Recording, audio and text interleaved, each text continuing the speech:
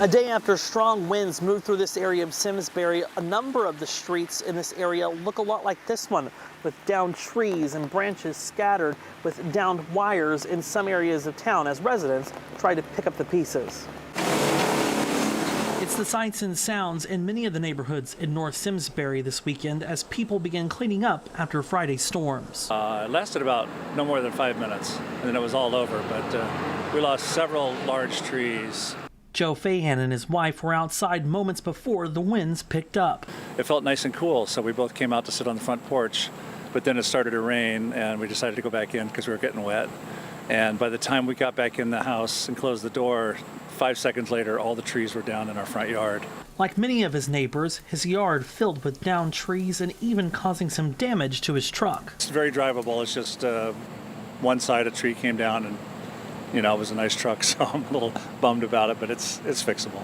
Thousands of residents were without power when the storm blew through, but crews have restored most of the power here. The first selectman says the town even opened a cooling center for residents without power looking to cool off. We kept the library open longer than usual, so we would have a cooling center and people could charge their phones. We're looking into seeing if we can keep it open tomorrow, just so people have a place to go. Residents racing to cover up damaged roofs, while others will have to deal with damage by both wind and rain as more storms moved through the area Saturday.